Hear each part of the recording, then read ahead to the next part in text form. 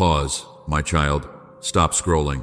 Stop letting your mind run ahead of your heart. Breathe in slowly and let your shoulders drop for a moment, because I am speaking to you right now, and I did not bring you here to entertain you. I brought you here to reach you. Listen to me with your whole heart, not half of it guarded, not part of it bracing for disappointment, not part of it expecting to be overlooked again. Stay with me. Do not turn away. Do not tell yourself you will come back later. This is not the kind of moment you schedule. This is the kind of moment I appoint. This is not random. You did not simply find this at the right time. I aligned it with your exact fatigue. I timed it with that quiet heaviness you have been carrying that no one can quite name. I placed it right in the path of your day because I know what your face looks like when you are trying to be okay. And I know what your chest feels like when you finally sit down and the adrenaline leaves. And all you can feel is the weight. I know the way you keep going because you have to. Even when something inside you has been whispering, "How much longer do I have to be this strong?" I heard that whisper. I was not offended by it. I answered it. My beloved, this is a divine appointment, not only with me but with your future self, with the version of you that has been healed where you thought you would always ache, with the version of you that does not flinch at kindness, with the version of you that can breathe without scanning the room for danger, with the version of you that can rest without guilt, say no without fear, and say yes without panic. And hear me, the healed version of you is not a stranger. You are not about to become someone unrecognizable, someone cold, someone hardened, someone performing peace while still bleeding in private. No, the healed you is familiar. The healed you is the you I formed before the trauma tried to rename you. The healed you is whole, protected, and steady because I am the one who keeps you. I know you have been surviving. I know you have been guarding. I know you have been living from old pain like it is a map, like it is a warning system you cannot turn off. You learned how to read tone changes. You learned how to anticipate what people might do. You learned how to smile and keep the conversation moving while your heart stayed on high alert. You learned how to carry it quietly so you would not be a burden, and you have called it being mature. You have called it being independent. You have called it being careful, but I call it what it has been, a form of survival that was necessary then, but is not meant to rule you now. Because I am shifting something, my child.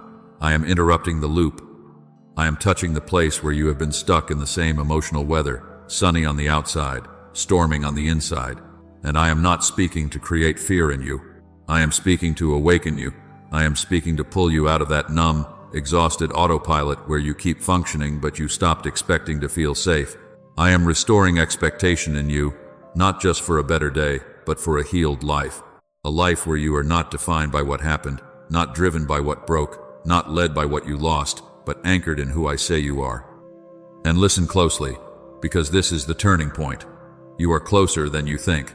You have been imagining healing as something far away, something that belongs to other people, something that would require you to become perfect before you could receive it.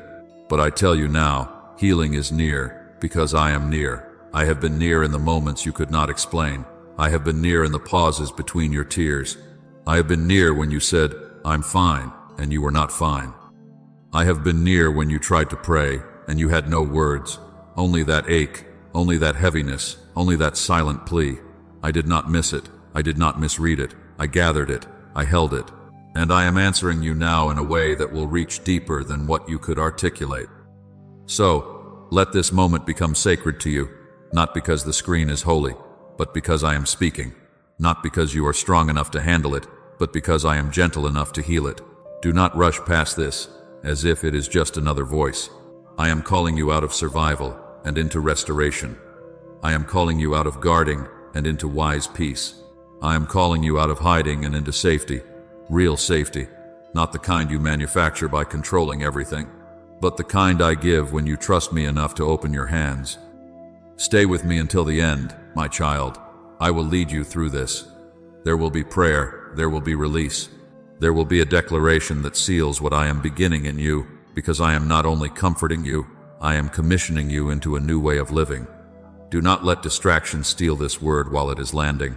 Do not let your pain argue with my promise. Do not let your history speak louder than my voice. This moment is arranged, and you are not here by accident. You are here because the door is opening, and I am about to introduce you to the healed version of you, the one who feels like coming home. Before the wound changed your reflection, I already knew your name. Before betrayal taught you to doubt your own discernment, before rejection made you question your worth, before disappointment trained you to expect less so you would not hurt as much, I, the Lord your God, had already spoken you into being with intention. You did not begin at the moment you were harmed. You did not become you the day you were abandoned, the day you were lied to, the day you were overlooked, the day you were used, the day you were shamed, the day you learned to swallow your voice. My child, your true identity did not start with the wound. It started with my design. Listen closely, because I am about to separate what happened to you from who you are. What happened to you was real. I do not minimize it. I do not dismiss it. I do not call it small when it felt like it swallowed your whole world. I saw it. I measured its impact. I know what it stole from your sleep, from your appetite, from your joy, from your ability to trust, from your ability to receive love without bracing for the cost. But hear me, the event is not the definition. The trauma is not the title. The injury is not the identity. You are not the worst thing that happened to you. You are not the most painful chapter in your story. You are not a label formed by someone else's sin, someone else's absence, someone else's cruelty, someone else's immaturity, someone else's inability to cherish what I placed in their hands. Because trauma does something subtle, my beloved. It does not only hurt you, it edits you. It takes the mirror of your mind and smears it with fear, so you look at yourself, and you no longer see the child I called good, the soul I called precious, the heart I called worthy of love. You see distortion. You see fragments. You see a version of you that is always on trial. You begin to interpret every weakness as proof you are failing, every need as proof you are too much, every emotion as proof you are unsafe, every boundary as proof you are difficult, every desire as proof you will be disappointed again. And little by little, you start living as if your pain is your personality, as if your coping is your character, as if survival is all you were made for. I know the false mirrors you have been handed. I know the mirror of comparison that tells you you are behind. I know the mirror of performance that tells you you are only lovable when you produce. I know the mirror of abandonment that whispers, if they left, it must be you. I know the mirror of betrayal that says, you should have known, you should have seen it, you should have protected yourself better. I know the mirror of rejection that makes you shrink before you even enter the room. I know the mirror of disappointment that trains you to speak softly about your dreams, so it will not hurt as much if they die. And I know how exhausting it is to stare into those mirrors and try to find yourself, only to feel like you are always missing. But I do not look at you through those mirrors. I do not name you according to the moment you broke. I do not define you by what you endured. I do not write your identity using the handwriting of your trauma. I see you as I have always seen you, chosen, known, held, and called.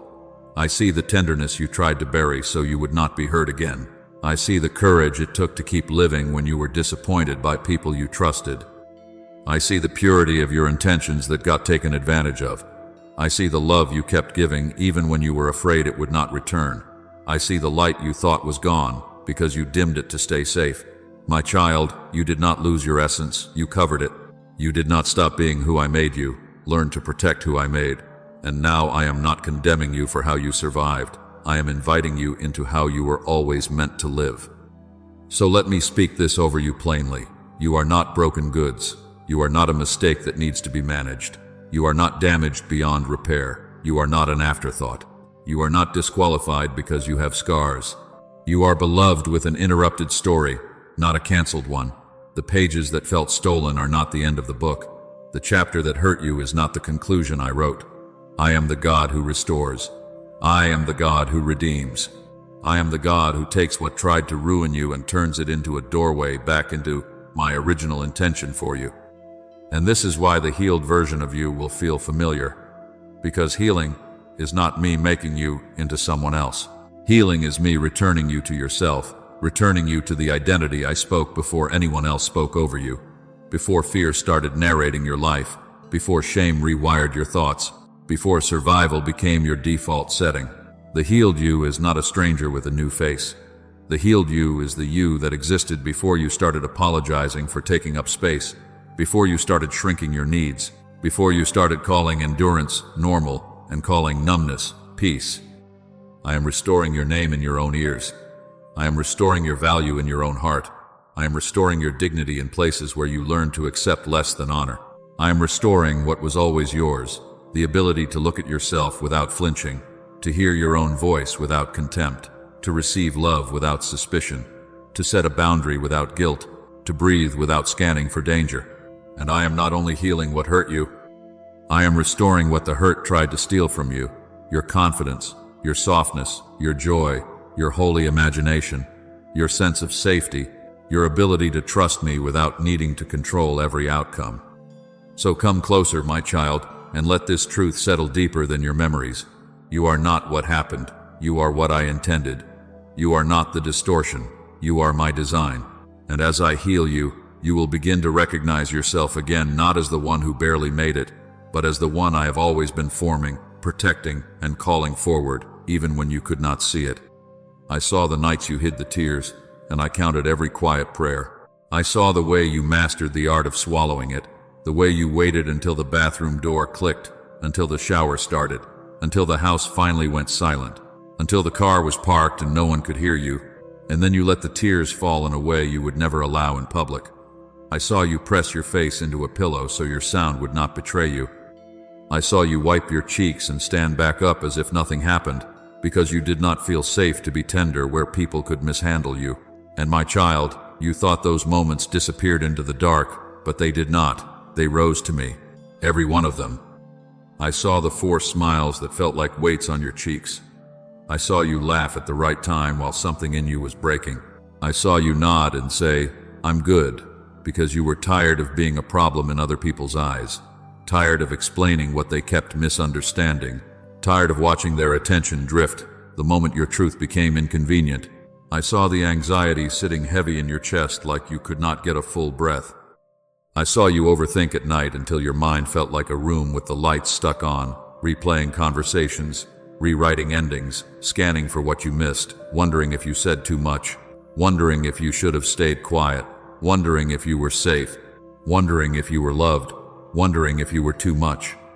I saw you feel lonely in a crowded room, surrounded by voices, and still feeling unseen, present, and still feeling like an outsider in your own life. And I tell you now, you were not dramatic. You were not weak. You were carrying what you did not have language for, and I was there. I saw the survival patterns you learned so you could keep going. I saw hypervigilance become your normal, your eyes reading faces, your heart reading tone, your body bracing before anything even happened. I saw you become a watcher, a manager, a fixer, because it felt safer to anticipate pain than to be surprised by it. I saw people-pleasing not as vanity, but as fear. Fear that love would be withdrawn if you had a need. Fear that you would be rejected if you took up space. Fear that if you did not keep the peace, you would be the one left behind. I saw you shut down when your emotions got too big, not because you did not care, but because at one time your feelings were not welcomed, not protected, not honored, so you learned to disappear inside yourself to survive. I saw you stay busy so you would not have to feel one more task, one more errand, one more responsibility, one more scroll, one more distraction, because silence felt dangerous, because stillness opened doors you were afraid to walk through. And I am not condemning you for any of it. I am naming it because I am healing it. Nothing was wasted. None of the nights you thought you carried alone were unseen. None of the prayers you whispered under your breath were ignored. Even the prayers that were not sentences, just sighs. Just, "God, please." Just, "I can't do this." Just, "Help me." I heard them. I counted them. I held them. I was not far away while you were trying to survive. I was not distracted while you were trying to make it through another day with a heart that felt bruised and tired. I was near when you sat on the edge of your bed and stared at the wall, near when you stared at your phone and wished someone would notice, near when you walked into your day with your shoulders tight and your jaw clenched, near when you were kind to everyone else and cruel to yourself. My child, my presence did not begin when you finally felt strong enough to talk about it. My presence was there in the middle of it, and that presence is the beginning of your healing. And I am exposing a lie that has been pressing on you. I should be over it by now. That sentence did not come from me. That is not my voice. That is not my tone. That is shame trying to rush what requires tenderness. That is condemnation trying to make you heal like a machine, as if you can simply shut a door on what wounded you and call it strength. Hear me clearly. Healing has timing, and healing has layers. Some things were not just a moment, you lived in them.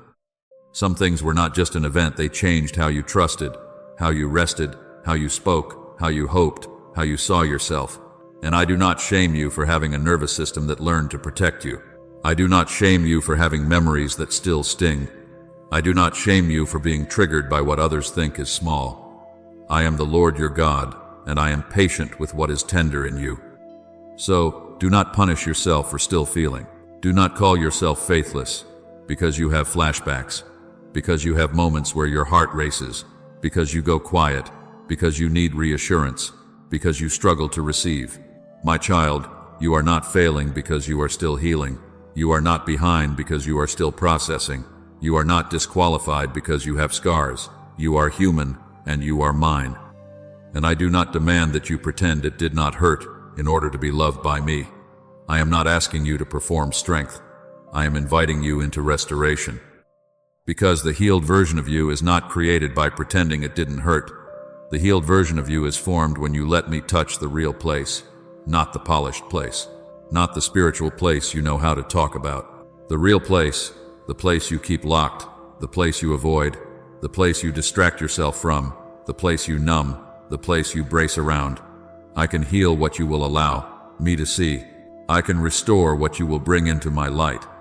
I can replace what fear has trained in you with what peace will anchor in you, but you must stop accusing yourself for the wound and start trusting me with it. So come closer, my beloved. Let your guard loosen 1 inch. Let your breath slow 1 moment. Let your soul admit what it has been carrying. You do not have to explain it perfectly. You do not have to justify why it hurt. You do not have to prove you deserved care. I already know. I already saw. I already stayed. And I am still here, not as a distant observer, but as a father who counts tears, who keeps prayers, who redeems what was stolen, who restores what was fractured, and who leads you, step by step, into the day you recognize yourself again, and it feels like coming home. The walls you built were not sin, they were survival, and I am gently taking them down. Listen to me, my child, because you have been accusing yourself for the very thing that kept you alive. You have called it being cold. You have called it being distant. You have called it being too guarded, and you have wondered if something is wrong with you because you cannot just open up, cannot just trust, cannot just receive without your body bracing. But I, the Lord your God, I am telling you the truth. You did not build those walls because you loved isolation. You built them because somewhere along the way you bled in a place that should have held you, and your soul learned. If I can control access, I can control pain.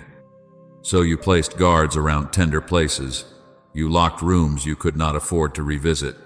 You became selective with your laughter, cautious with your hope, careful with your words, strategic with your love. You learned how to keep conversations on the surface so no one could reach the part of you that still aches. You learned how to stay busy so you would not have to feel.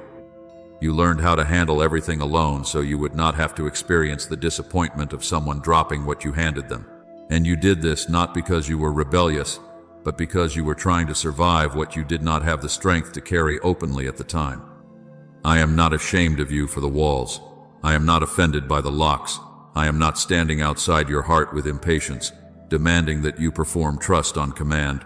I remember the season you built them. I remember the moment you decided, I will not be caught unprotected again. I remember the day your nervous system made an agreement with fear and called it wisdom, because wisdom was not modeled for you, safety was not consistent for you, gentleness was not guaranteed for you. And I tell you now, with tenderness and authority, what protected you then cannot imprison you now. Because walls do not only keep danger out, my beloved, walls also keep nourishment out, and you have been living in a small emotional room, calling it safety, while your spirit has been starving for freedom. The walls cost you intimacy not because you do not want love, but because love requires access, and access has felt like risk. The walls cost you joy because joy asks you to be present, and presence has felt unsafe. The walls cost you rest because when you are always guarding, you are always working. even when your body is still. The walls cost you trust, because you learn to interpret closeness as a setup and kindness as a test. The walls cost you clarity, because when you are braced, you cannot hear me the way you were designed to hear me. You hear through alarms, through suspicion, through the old echo of what happened. And the walls have cost you the ability to receive love without proving you deserve it, because somewhere you learned that receiving comes with a price. And still hear me, those costs are not evidence that you are broken. They are evidence that you adapted. You found a way to keep breathing. You found a way to keep showing up. You found a way to keep functioning when your inner world was tired and tender. But I did not create you to live your whole life behind barricades. I did not form you to be permanently defended. I did not write your story so that survival would be your forever home. There is a difference between a shelter for a storm and a prison you never leave. There is a difference between a wall that gave you time and a wall that steals your future. And I am leading you, gently, out of what was necessary and into what is whole. So do not fear my hand in this process, my child. I am not coming to tear you open violently. I am not ripping doors off hinges and exposing you to what you cannot bear. That is not my way. I am the God who heals safely. I am the Father who restores with patience. I am the one who does not break the bruised reed and does not crush the smoldering wick. I know you have been afraid that if you let the wall down, everything will rush in at once. The grief, the memories, the anger, the questions, the disappointment, and you will collapse. But I am not asking you to collapse. I am asking you to come into my care. I take walls down the way I rebuild foundations, layer by layer, brick by brick, with consent, with gentleness, with wisdom. I do not shame you into vulnerability. I do not pressure you into exposure. I lead you into safety until safety becomes believable again. I replace fear with discernment. I replace hypervigilance with peace. I replace self-protection with spirit-led boundaries. And yes, you will still be wise. Yes, you will still be discerning. Yes, you will still say no when you need to say no, but you will not have to live clenched. You will not have to live suspicious of every good thing. You will not have to live as if love is always about to leave. And this is how you will know I am the one doing it. My healing does not make you reckless. It makes you free. My restoration does not make you naive. It makes you whole. My touch does not erase your story. It redeems it, so it no longer rules you. When I begin to dismantle what you built to survive, I also build what you need to live. I give you new language for your feelings. I give you permission to pause. I give you courage to tell the truth. I give you strength to set boundaries without hatred. I give you the ability to let me love you without flinching. But you must listen closely, because the turning point is not when the pain stops speaking. The turning point is when you stop negotiating with it. You have been negotiating with your pain, making decisions based on what it threatens, shrinking your life so it will not be triggered, withholding your heart so it will not be disappointed, calling isolation peace because you are tired of being hurt. And I do not condemn you for that. I understand why you did it, but I am calling you higher now. I am calling you out of agreements you made in the dark when you did not know how else to survive. Healing begins when you stop letting the wall make the rules and you let me. Healing begins when you admit, Father, this protected me, but it is not my home. Healing begins when you let my love stand where your defenses have been standing, when you let my presence guard what you have been guarding alone. So, open the door, my child, just 1 inch. Not to people who mishandle you, not to old patterns that drained you, but to me. Let me step into the locked room without you cleaning it first, without you explaining it perfectly, without you proving that you are ready. Because I am not asking you to be fearless. I am asking you to be willing. And if you will be willing, I will be gentle. If you will be honest, I will be faithful. If you will stop negotiating with pain and start opening the door to me, I will show you that freedom does not mean being unprotected. It means being protected by the one who never sleeps, never abandons, never forgets, and never mishandles what is tender in you. Come with me into the locked room. My child, the place you avoid is the place I will heal. Do not turn away from me now. Do not distract yourself now. Do not tell yourself you will deal with it later, when you feel stronger, when life is quieter, when you have more time, when you have better words. This is not a message to entertain you. This is a doorway I am opening. And I am not speaking to create fear in you. I am speaking to lead you into freedom. Because the room you keep avoiding is not proof you are broken. It is proof there is something precious in you that was wounded and never properly held. You have walked around that door so many times. You have learned how to stay busy so you do not have to feel what lives behind it. You have learned how to spiritualize it, to say, "I'm fine," while your body remembers. You have learned how to laugh, how to serve, how to help everyone else, how to keep functioning, how to keep moving forward, while that one place in you stays untouched, quiet, guarded, waiting. And you have called it maturity. You have called it strength. You have called it being over it. But I, the Lord your God, call it protected pain. I call it the ache you normalized. I call it the story you do not tell because you do not want the looks, the questions, the pity, the minimizing, the wrong advice, the sentence that starts with, "at least." I call it the trigger you cannot explain because it doesn't make sense to anyone else, but it makes perfect sense to the part of you that had to survive. Listen closely, my beloved, because healing is not denial. I have never asked you to pretend it didn't hurt. I have never asked you to minimize what happened to you. I have never asked you to call trauma nothing, so you can look more spiritual. That is not my voice. That is not my heart. I do not heal you by silencing your truth. I heal you by bringing it into my light. I do not restore you by demanding you forget. I restore you by meeting you in the memory with my presence, until the memory no longer has the authority to steal your breath. I do not free you by making you numb. I free you by making you safe enough to feel without drowning.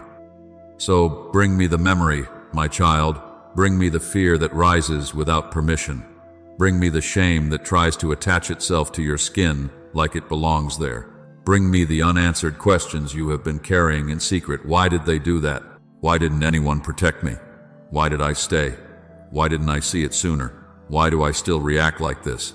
Why am I still tired? Why do I feel guilty for needing what I needed?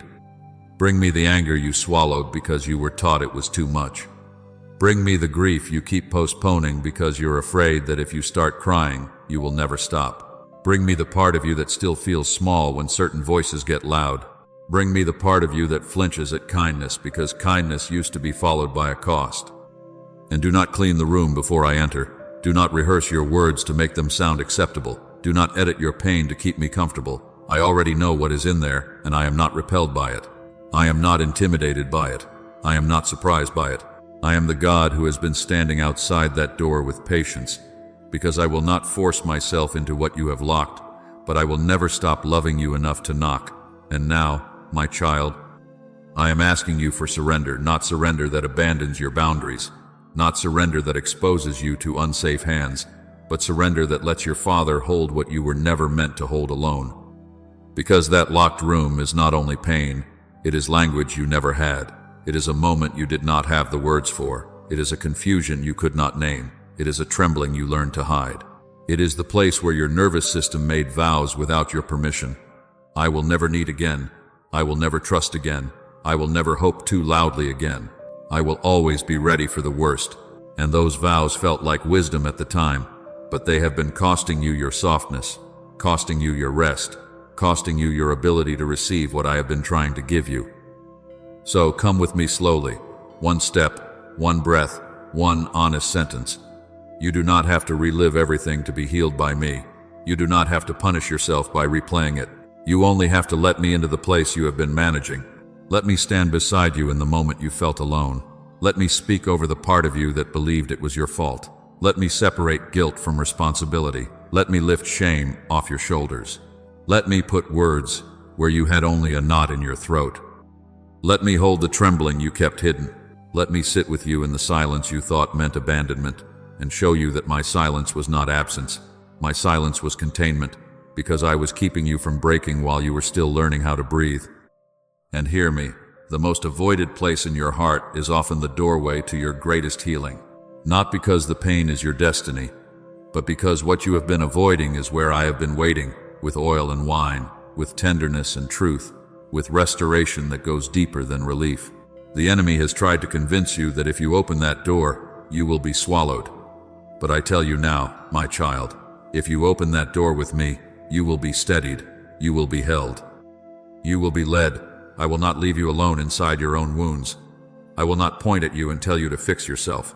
I will enter with you, and I will carry what you cannot carry, and I will touch what you cannot touch without collapsing, and I will speak peace into the place that has only known alarms. This is why I keep calling you toward the locked room, beloved, not to expose you, but to restore you. Because what you are truly afraid of is not the memory, it is the feeling of being alone in it again. And you will not be alone in it again. I am with you. I have always been with you. I was there when you didn't know how to ask for help. I was there when you thought no one would believe you. I was there when you tried to make sense of what made no sense. I was there when you smiled so no one would see you breaking. And I am here now, not as a distant voice, but as a father who steps into the room and turns on the light with gentleness. And as I lead you there, I am already preparing you to recognize my heart in the face of Jesus, because Jesus has never approached the wounded like they were problems. He approached them like they were people worth stopping for, worth listening to, worth touching with compassion, worth restoring with dignity. He did not rush their story. He did not shame their trembling. He did not call their need inconvenient. He came close. He asked. He listened. He looked at them with honor before he ever healed them with power. And that is how I am coming to you now, close, patient, and unafraid of your locked places, because the place you avoid is not where I lose you. It is where I find you, and where you begin to find yourself again.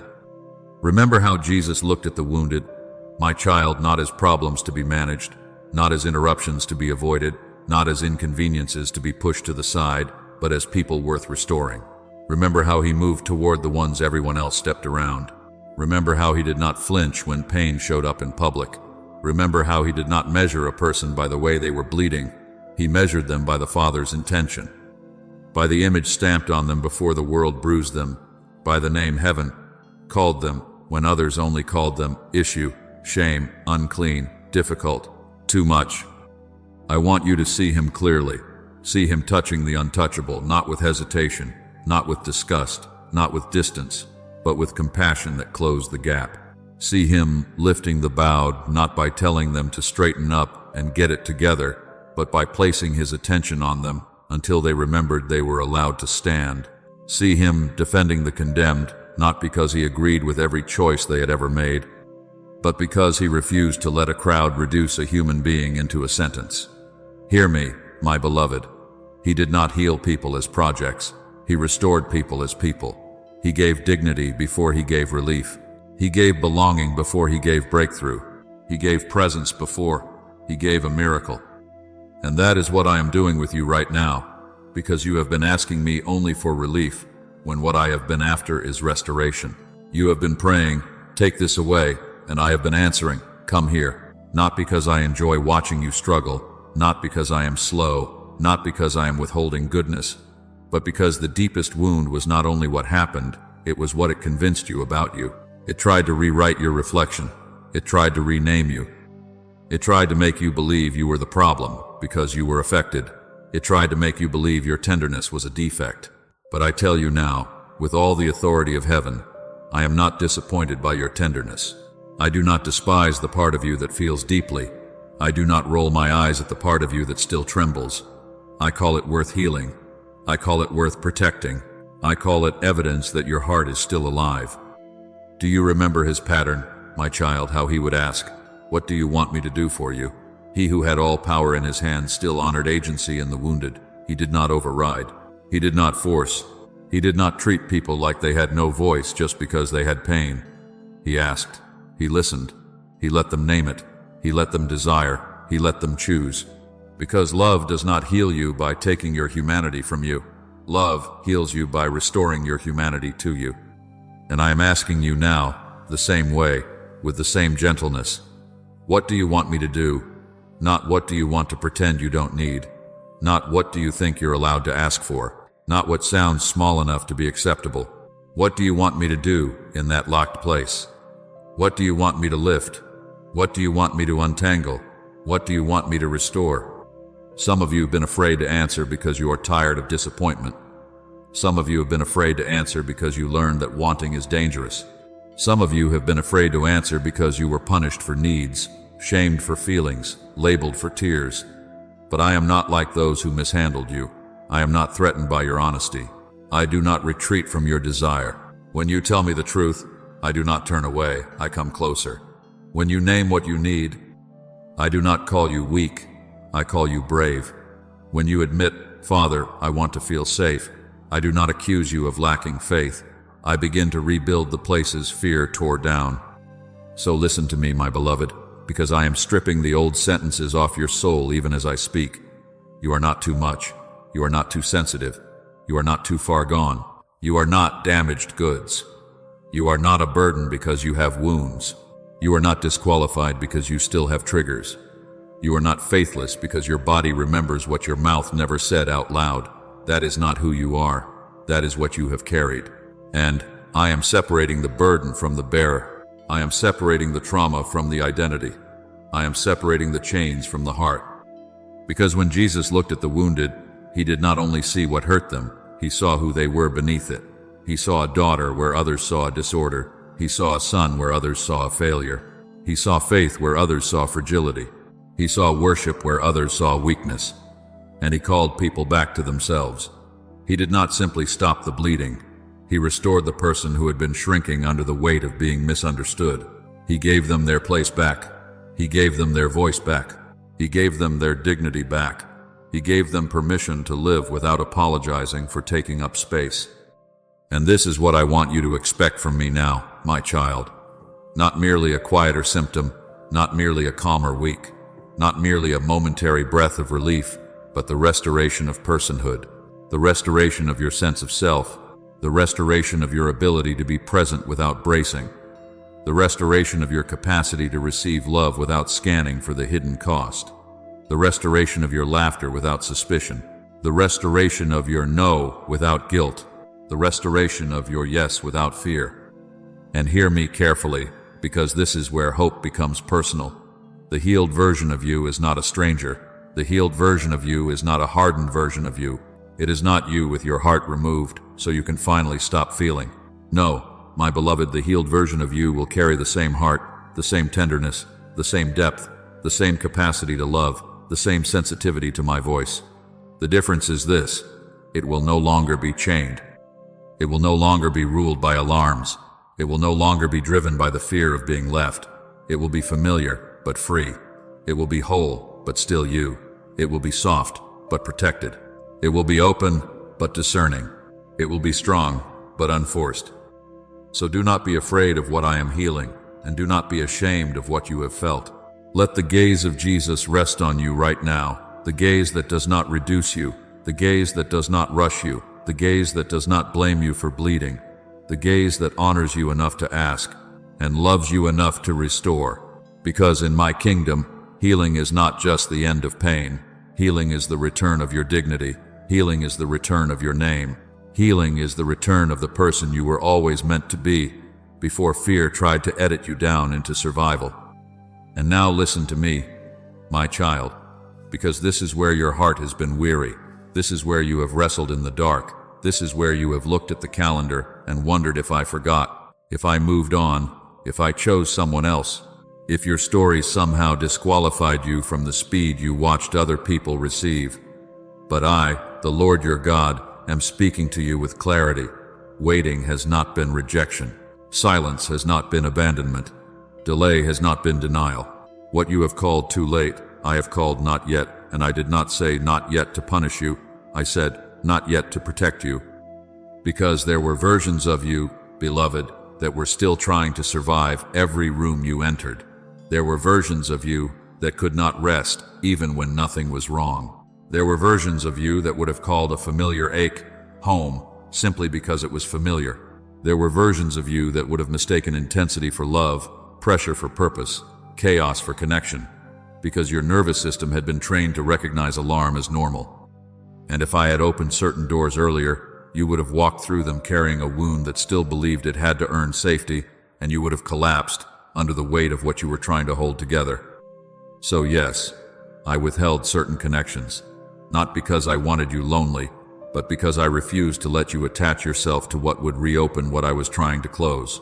I delayed certain exposures, not because I feared your growth, but because I loved your tenderness, and I would not throw you onto a stage while your soul was still bleeding behind the curtain. I slowed certain outcomes, not because I enjoy watching you wait, but because I knew that if you received it too soon, you would have tried to manage it with fear.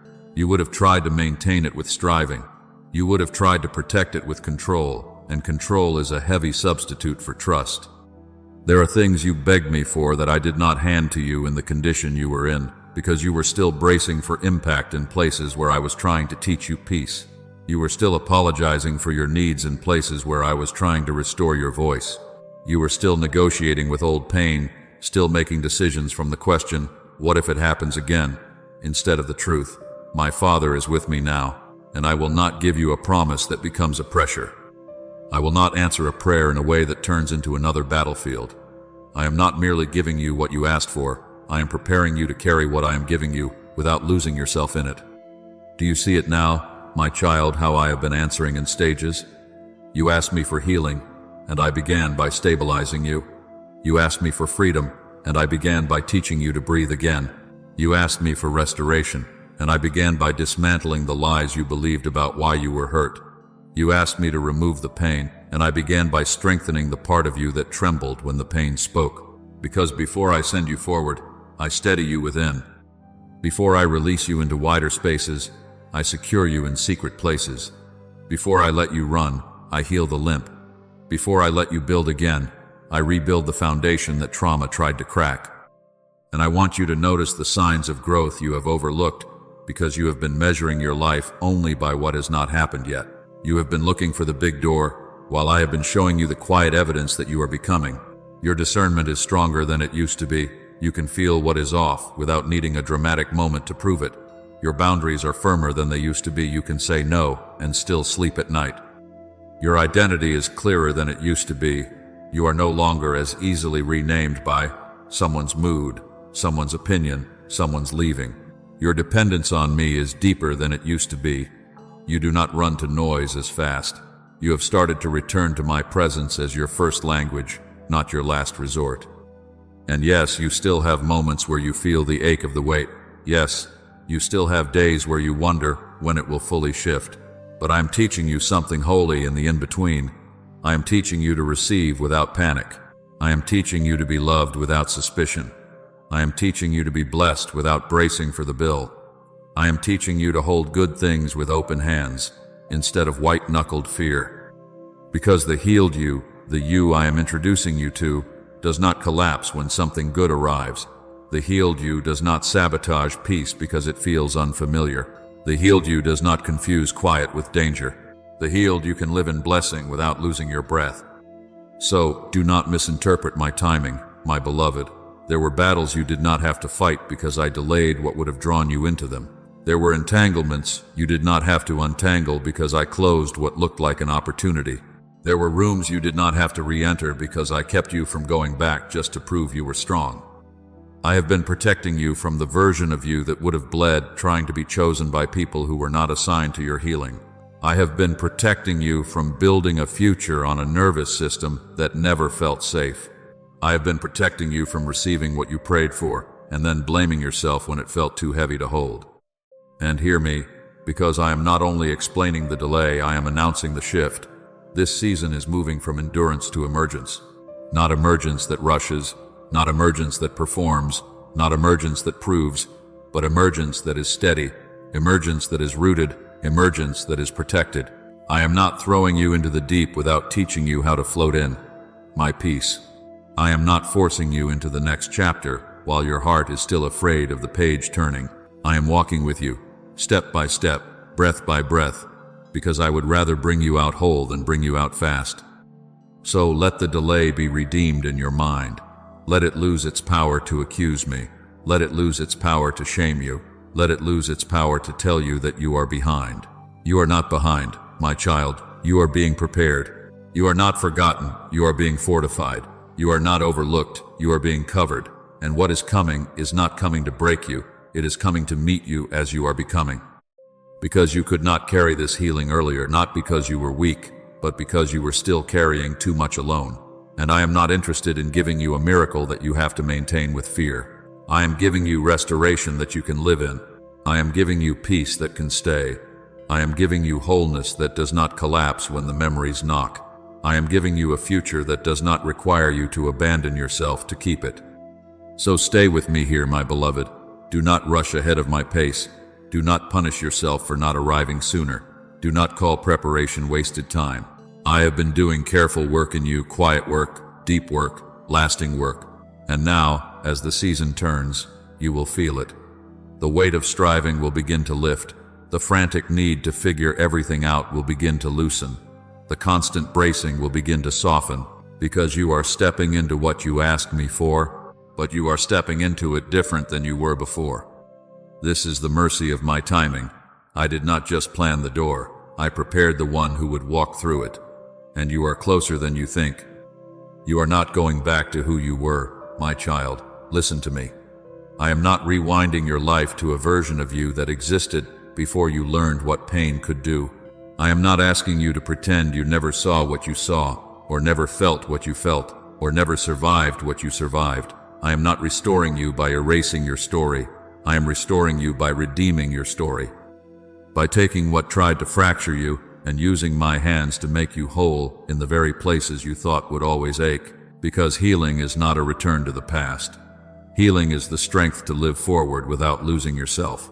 Healing is the ability to step into tomorrow without dragging yesterday like a chain around your ankles. Healing is becoming whole enough to carry blessing without bracing, to carry love without suspicion, to carry peace without waiting for it to be taken from you. And hear me clearly, because some of you have been afraid of what healed will mean. You have imagined that if you are healed, you will become cold, distant, unreachable, hardened, like a locked door that no one can open. Not even me. But that is not my promise. That is not my way. The healed version of you is not a person who feels nothing. It is not a person who needs no one. It is not a person who never cries, never trembles, never remembers. No, my beloved, the healed version of you is steady, whole, rooted, a person whose softness returns without naivety, a person whose tenderness comes back with wisdom wrapped around it like armor made of light. A person who can love again without abandoning discernment, who can trust again without surrendering to danger, who can open their hands without losing their boundaries. You will recognize the healed you, my child, not by how loud you can shout about your breakthrough, but by the quiet ways your body begins to exhale. Peace will start showing up in your nervous system, not just in your thoughts. Your shoulders will drop without you forcing them. Your jaw will unclench without you noticing it happened. You will sit in a room and realize you are no longer scanning every face, no longer reading every tone for threat, no longer bracing for the moment someone changes on you. You will sleep, and it will not feel like you are escaping. Rest will feel like permission. You will wake up, and the first thing you feel will not be dread. You will still be responsible, still discerning, still wise, but you will not be living on high alert, as if danger is always 5 minutes away. And you will speak the truth without panic. You will be honest without rehearsing consequences in your mind for 3 days first. You will name what you need without apologizing for being human. You will say, "That hurt me," without shaking as if you have committed a crime. You will say, "I don't like that," without fear that love will be withdrawn. You will say, "No," and your spirit will not be flooded with guilt as if boundaries are betrayal, because the healed you will understand this. Boundaries are not walls of fear when I teach you to build them. They are doors of wisdom. They are gates of peace. They are the way you steward what I have restored. There was a time you begged for crumbs, my child, crumbs of affection, crumbs of respect, crumbs of consistency, crumbs of attention, and you called it gratitude because you were so used to being deprived. There was a time you stayed too long in places that kept you hungry because you feared emptiness more than you valued wholeness. There was a time you tried to earn what should have been freely given, to prove what should have been recognized, to shrink what should have been honored. But I am healing you beyond that. The healed you will not negotiate for basic care. The healed you will not keep returning to tables where you are only tolerated. The healed you will not confuse access with intimacy. The healed you will not keep offering your heart to hands that have shown you they do not know how to hold it. There was a time you rehearsed betrayal before it happened. You pre-grieved. You pre-defended. You pre-escaped. You ran conversations in your head, built cases, gathered evidence, prepared speeches, prepared exits, prepared for impact, because you told yourself it was wisdom when it was actually exhaustion. But I am quieting that inner courtroom, my child. I am teaching you to live in the present without sentencing the future for the sins of the past. I am teaching you to discern without spiraling. I am teaching you to notice without obsessing. I am teaching you to be aware without being consumed. Because the healed you does not live in constant anticipation of harm. The healed you lives in constant awareness of my presence. And do not fear that you will lose your softness. I know you have guarded it because you had to. I know you have hidden it because it was mishandled. I know you have buried it under competence and humor and independence because you learned that tenderness made you a target. But I tell you now, my cherished one, your softness is not your weakness. It is part of your design. I gave it to you. And I am not restoring it to hand it back to what harmed you. I am restoring it to place it in safety. Your softness will return with wisdom. Your openness will return with boundaries. Your trust will return with discernment. You will not be the same kind of open you were when you did not know better. You will be open with me first. You will be open in alignment. You will be open where there is fruit. You will be open where there is honor. You will be open where there is consistency. And you will close the door without shame when my peace is disturbed. This is what transformation looks like, my child. Not a different personality, but a restored foundation. Not a new mask, but a true face. Not you performing strength, but you living from security. Not you proving you are okay, but you actually being okay in the places no one sees. And yes, the healed you will still remember, but the memory will not sit on the throne. The trigger may knock, but it will not rule your day. The past may speak, but it will not rename you. The wound may be part of your story, but it will not be the author of your identity. I am. So as you step forward, understand this. You are not becoming someone else. You are becoming who you always were meant to be, before trauma tried to edit you down into survival, before fear tried to shrink your voice, before shame tried to make you invisible, before pain tried to convince you that the safest way to live was to disappear. I am calling you back, not back into harm, not back into ignorance, not back into what you outgrew, but back into your original design, back into your dignity, back into the fullness of what I spoke when I formed you. And now, my beloved, because you are ready to carry this new season without collapsing, I am beginning to remove the labels. I am beginning to peel off the names that were placed on you in moments of violation, in seasons of neglect, in relationships that lacked the fear of the Lord. I am lifting off the words you internalized when you were trying to make sense of what happened. Too much, not enough, unlovable, damaged, difficult, unsafe, unworthy.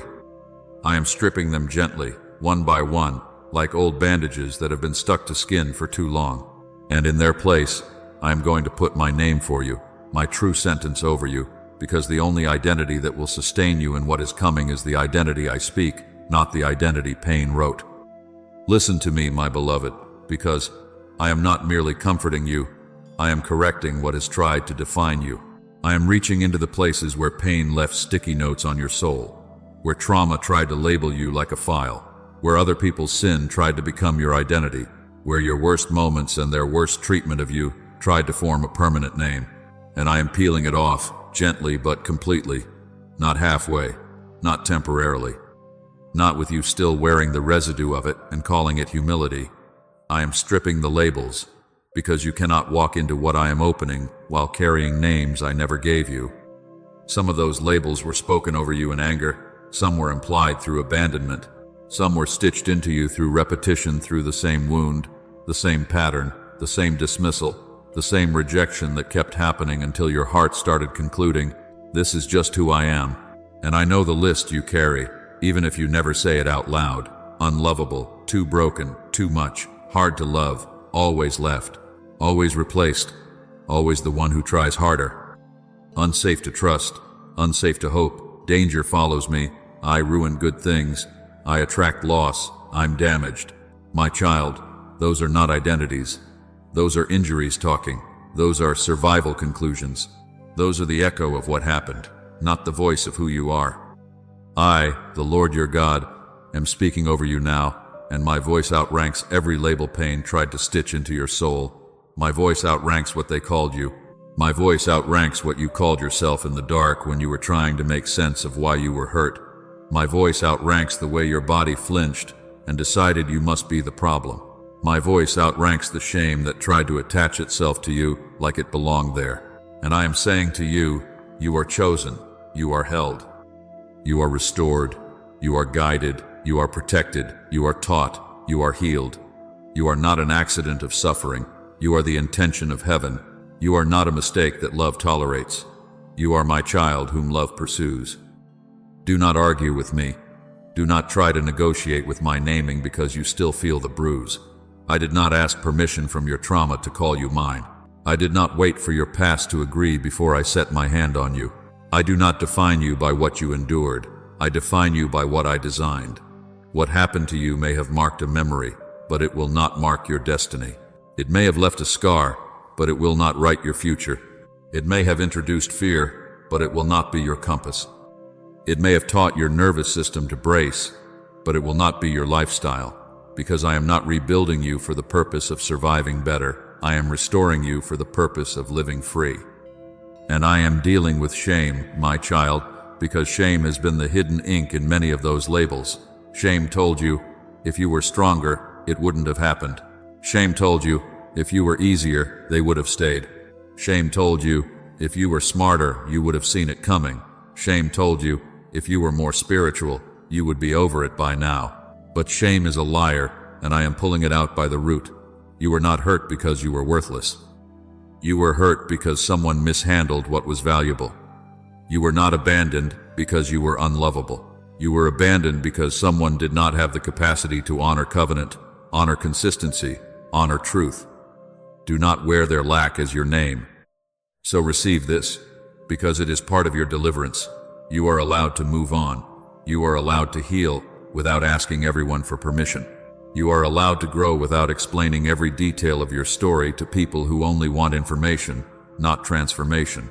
You are allowed to close the chapter without giving a public speech. You are allowed to change your mind. You are allowed to say, I don't have the words, and still be free. You are allowed to step away from what drains you and step toward what nourishes you. You do not owe your future an apology for your past. You do not owe your healing an explanation to every curious voice. There are things I will heal privately that you will not have to defend publicly. There are rooms I will restore that you will not have to tour for spectators. And hear me, because this is how you will know the stripping is working. The healed version of you will not keep seeking validation from people who benefited from your pain. The healed version of you will not beg for acknowledgement from the very ones who dismissed your tears. The healed version of you will not keep returning to prove you are worthy of gentleness. The healed version of you will not keep trying to get closure from hands that enjoyed leaving you open. No. My beloved, when I restore you, you will stop asking bruising voices to confirm what I have already spoken. You will stop trying to be understood by people committed to misunderstanding you. You will stop auditioning for love in rooms where love was never the agenda. Because I am not only removing labels, I am breaking agreements. Agreements you made when you were young, when you were scared, when you were alone, when you were trying to survive the silence. Agreements like, I will never need anyone. Agreements like, if I expect less, it won't hurt as much. Agreements like, if I stay small, I'll stay safe. Agreements like, if I perform, I'll be kept. I am breaking them, my child, not by force, but by truth. I am teaching you to live from sonship, not from striving, from belovedness, not from begging, from safety in me, not from control of outcomes. And as I break these false agreements, the labels will fall off like chains that were never meant to fit you. So let me rename you again, right here, right now, not in theory, not in a distant future. Let me place my sentence over you until it becomes louder than your history. You are mine. You are not damaged. You are not too far gone. You are not hard to love. You are not always abandoned. You are not unsafe to trust.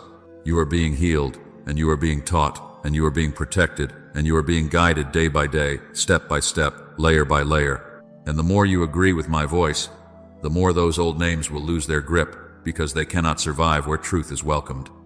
Stay with me, my beloved, because I am not stripping you to leave you bare. I am stripping you to clothe you in what is true. I am not taking away identity, I am returning it. I am not removing your story, I am removing the lies attached to it. And when those labels fall, you will feel lighter, not because you forgot what happened, but because it no longer gets to decide who you are. My voice will decide, my love will decide, my protection will decide, and you will walk forward with a new quiet certainty. I am not what I survived. I am who my Father says I am. Now listen closely, my beloved, because I am not only changing what you believe about yourself, I am changing what your life will look like when you live from that truth. I am giving you markers. I am giving you evidence.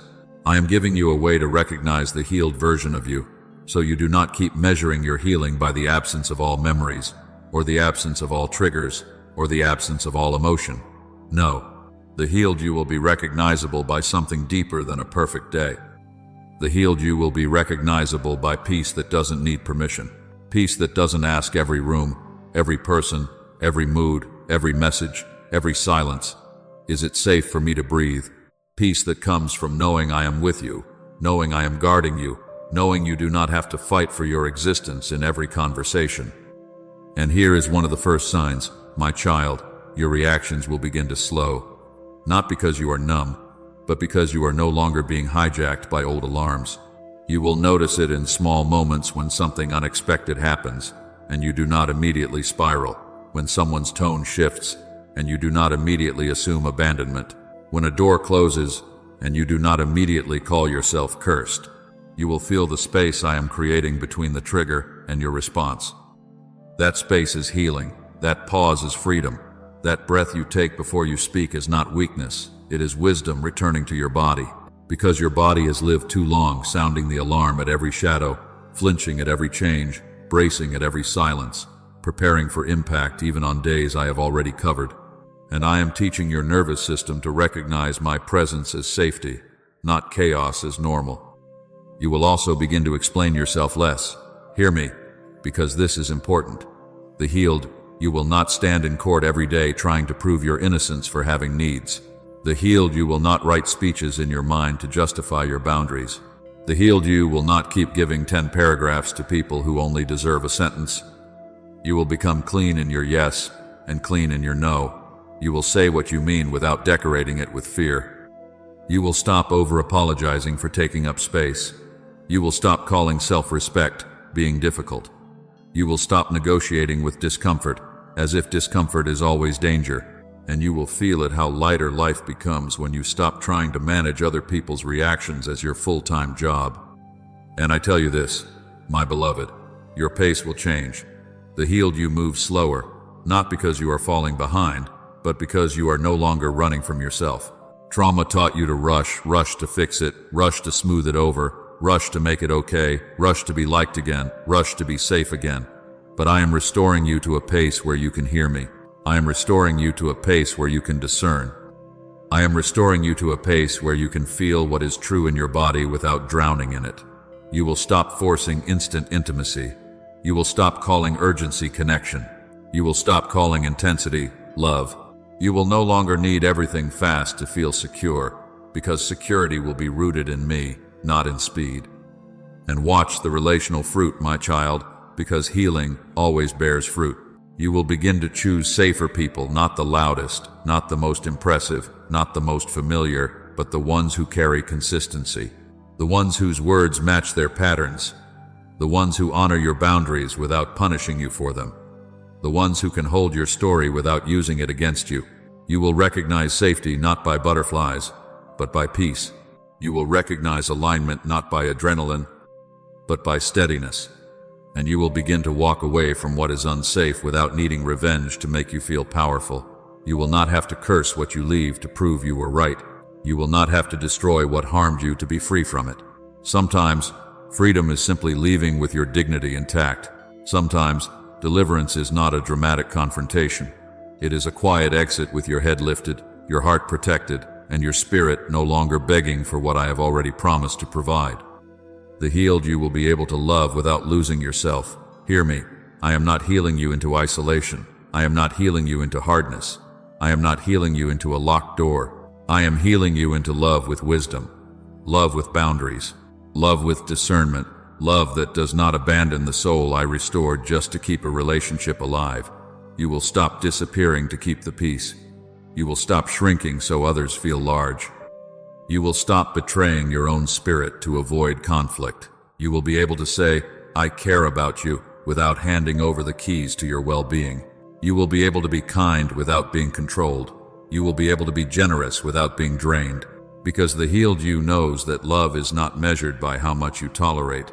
Love is measured by how much truth you can carry without fear.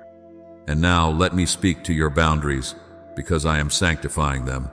Boundaries are not walls of fear when I teach you to build them. Boundaries are gates of wisdom. Boundaries are holy stewardship. They are not punishment, they are protection. They are not rejection, they are direction. They are the way you keep your peace from being trampled by people who do not know how to walk softly on sacred ground. And yes, some will misunderstand your gates because they benefited from you having none. Some will call you changed because they preferred you wounded. Some will call you cold because they were accustomed to you being available at the cost of your health. But I am telling you, my child, when I put peace in you, you are responsible to guard it, not by mistrust, not by bitterness, not by suspicion, but by wisdom, by saying no without guilt, by saying yes without panic, by closing doors without explaining yourself into exhaustion, by keeping what I restored as something precious, not something you throw back into the hands that bruised it. And you will recognize the healed you by a quiet confidence in my care. You will not need to control everything to feel safe. You will not need to know every detail to trust the next step. You will not need constant reassurance from people to believe you are loved. Because I will become your anchor again. My voice will become louder than the noise again. My presence will become your first language again. And when uncertainty rises, you will not collapse into old patterns. You will return to me. You will say, "Father, steady me," and you will feel me steady you. You will say, "Jesus, guard me," and you will feel me guard you. You will say, "Holy Spirit, guide me," and you will feel me guide you. This is what it means to live healed. Not that storms never come, but that storms no longer steal your identity. So do not despise the subtle signs, my beloved. Healing often looks like calm where there used to be chaos. Healing looks like silence that no longer scares you. Healing looks like a message left unanswered because you are not responsible for everyone's access to you. Healing looks like a night of sleep that is not interrupted by rehearsing conversations. Healing looks like laughter, returning without you checking if it will be punished later. Healing looks like your body no longer living, like it is constantly about to be hit. Healing looks like you feeling the difference between discernment and dread, because discernment is clear and dread is loud. Discernment is firm and dread is frantic. Discernment is peace with a boundary, and dread is panic with a plan. And I am giving you discernment again. And now, because this is where I am taking you next, I am also healing your ability to receive. Because you have been strong so long, my child, that you started believing strength meant refusing help. You started believing maturity meant carrying it alone. You started believing survival meant never needing anything. But I am changing that. I am restoring your capacity to receive love without suspicion, to receive kindness without waiting for the cost, to receive rest without feeling lazy, to receive blessing without bracing for loss. I am not only teaching you to set gates, I am teaching you to open the right doors, because the healed you is not just protected, the healed you is nourished. The healed you is not just guarded, the healed you is held. The healed you is not just surviving with better boundaries, the healed you is living soft, steady, and safe in me. Stay with me, my beloved. Do not rush past this. I am not only showing you what healing looks like, I am bringing you into it. And this is where I want you to listen even more closely, my beloved, because for many of you the deepest wound was not only what was done to you, it was what you had to become to survive it. You learned to give when no one gave to you. You learned to fix what you did not break. You learned to carry what you were never meant to carry. You learned to anticipate needs before anyone spoke them, to read the room, to manage the atmosphere, to keep the peace, to be useful so you would be kept. You learned how to perform strength so well that people started celebrating you for it, while your soul quietly wondered if anyone would still love you if you ever stopped holding everything together. And because you were praised for your endurance, you began to believe that receiving was dangerous, that resting was irresponsible, that needing was shameful, that softness was a liability. But I am speaking to you now to break that pattern with my gentleness, not with condemnation. I am not accusing you, my child. I am naming what happened. You became a giver because you had to. You became the strong one because there was no one else. You became the problem solver because chaos was too expensive. You became the dependable one because disappointment had already bruised you too many times. And somewhere along the way, you confused survival with calling. You confused hypervigilance with wisdom. You confused exhaustion with maturity. You confused constant output with virtue. But I am restoring order in you. I am teaching you again that you were never created to be a river that pours out with no replenishing. Even the land I made must receive rain. Even the soil I designed must receive seed. Even the body I formed must receive sleep. So why have you treated your spirit like it is only allowed to give? Let me teach you to receive again. Because you have been strong so long you forgot how to rest. And hear me clearly. Rest is not laziness. Rest is trust. Rest is worship. Rest is you saying, Father, I believe you are God even when I am not producing. Rest is you saying, Jesus, I believe you can cover what I cannot control. Rest is you laying down the heavy armor you wore in seasons of danger and realizing you are not in that same battlefield anymore. Some of you have been sleeping with your sword in your hand for years, mentally, emotionally, spiritually, because you kept telling yourself, if I relax, something will happen. But I am rebuilding safety in you. I am teaching your body that peace is not a trap. I am teaching your mind that quiet is not the beginning of loss. I am teaching your heart that softness is not the same as being unprotected. Because when I soften you, I do not leave you exposed. When I open your hands, I do not remove your covering. When I teach you to receive, I do not invite you back into harm, I bring you into my care. And yes, I know why receiving feels risky for you. I know the disappointment that trained your expectations to stay low. I know the moments you accepted help and it came with strings. I know the times kindness turned into leverage. I know the times love was offered and then withdrawn to punish you. I know the times you rested and someone called you selfish. I know the times you finally leaned and the support moved and you told yourself, never again.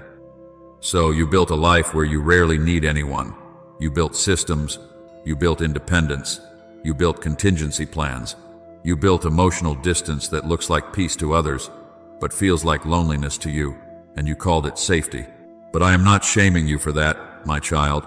I am gently inviting you out of it, because I did not create you to live guarded from everyone, held by no one, comforted by nothing, always braced, always managing, always alone in your own strength. Receive this promise, because it is for this season. I will send you support that does not manipulate you. I will send you love that does not punish you. I will send you covering that does not demand performance. I will send you people who do not need you to bleed to feel important. I will send you help that does not come as a debt. I will send you voices that do not rush you, hands that do not rush you, relationships that do not treat your boundaries like an insult. And even before I send it through people, I am giving it to you through my presence, because I am not outsourcing your healing. I am the source. I am the shepherd. I am the one who restores your soul. I am the one who prepares a table for you and does not make you earn the seat by overfunctioning. And I am going to be very tender and very specific, my beloved. Some of you struggle to receive, because receiving requires you to believe you are worthy without effort, and that has been hard for you. Because you learned that love came when you were excellent, when you were agreeable, when you were helpful, when you were quiet, when you were strong, when you were needed. But I am retraining your heart. I am teaching you that being loved is not a wage. Being cared for is not a prize for perfect behavior. Being supported is not something you must perform to deserve. You are mine, and because you are mine, you can rest without proving. You can exhale without apologizing. You can say, I need help, without feeling like you failed. You can receive kindness without searching for the invoice. You can receive a compliment without arguing it down. You can receive a gift without trying to repay it immediately so you don't feel vulnerable. You can receive prayer without wondering if you are a burden. I am loosening the knot in your spirit that only feels safe when it is in control. So let me give you a marker, my child. When I am restoring your ability to receive, you will notice that your first instinct to reject goodness will weaken. You will pause before you say, I'm fine. You will notice the urge to over-explain, and you will let it pass. You will allow someone to hold the door without rushing to prove you can do it alone. You will allow yourself to sit and not fix the mood of the room. You will allow yourself to be cared for without suspicion. You will begin to rest and realize the world does not collapse when you stop carrying it, and that realization will feel like deliverance, because you will finally understand. You were not holding everything together. I was. You were not the savior. I am. You were not the provider. I am. You were not the protector. I am. I let you be strong in the season you had to be strong, but I am not asking you to stay there forever. Now stay with me, because we are turning a corner. This word is not only meant to comfort you, it is meant to activate you. I have given you insight, yes, but now I am inviting you into agreement. And agreement is not loud, it is willing. Agreement is a small, holy act of faith right where you are. So do not rush away from this moment, my beloved. Do not let distraction steal what I am planting. Let your heart soften right here. Let your shoulders drop right here. Let your hands unclench right here and whisper to me, even if it is quiet, even if it is trembling, even if it is the first time you have said it without fear. Father, teach me to receive. Because when you ask me, I will answer. When you open that door, I will enter gently. And you will begin to learn, day by day, that resting in me is not losing strength. It is where your true strength is restored. Stay with me, my beloved. Do not drift. Do not let your hand reach for something else and pretend you will come back when you are more ready, because you are ready now, and that is why I interrupted you now. This moment is not random, and it is not merely encouraging, it is a release. And I am telling you plainly, there are seeds I have just placed in your spirit that the enemy would love to snatch through hurry, through scrolling, through noise, through the old habit of dismissing what is holy because it arrived quietly. So remain here with me for a little longer. Let this word settle, let it take root, let it be sealed. Because some of you have had this happen before. You felt hope rise, and then you talked yourself out of it. You felt faith breathe again, and then you let cynicism choke it. You felt the gentle beginning of healing, and then you told yourself, it won't last, it never lasts, and you left the moment before it could become a turning point. But I am not letting you do that today, not because I am harsh, but because I am a father who protects what is growing. And what is growing in you right now is not small. What is growing in you is the beginning of the healed version of you, stepping forward, familiar, whole, and protected. So do not rush away as if this is fragile. Stay and let me make it firm. Now I want you to do a quiet act of faith right where you are, not to impress anyone, not to perform, not to earn what I already want to give you, but to agree with me. Because agreement is powerful in the spirit, my child. Agreement closes doors to the accuser. Agreement silences the lie that says you will always be stuck in survival. Agreement is you saying, I choose healing over hiding. I choose restoration over repeating. I choose truth over the story trauma tried to write. So if you can, like this right now, not as a button, but as a decision. Let that simple action become your yes. Let it be your signal to your own soul. We are not backing out of what God is doing. We are not minimizing what God is speaking. We are receiving. And my beloved, if you need covering through the week, if you need reminders, when your mind tries to relapse into old alarms, when your body tries to brace again, when your heart tries to build the wall back up, then stay close. Subscribe, and do it as a choice to remain planted in truth, not tossed around by the mood of the day. There are words I will continue to send, prayers I will continue to breathe over you, and I do not want you living on one moment of strength when I am offering you steady nourishment. You have tried to heal in isolation. You have tried to heal by willpower alone, but I am building consistency in you, and sometimes consistency looks like returning again and again to what is true until your nervous system recognizes peace as home. And I want your mouth involved, because I am restoring your voice too. Trauma made you quiet in the wrong places and loud in the wrong ways. It made you swallow truth to keep the peace.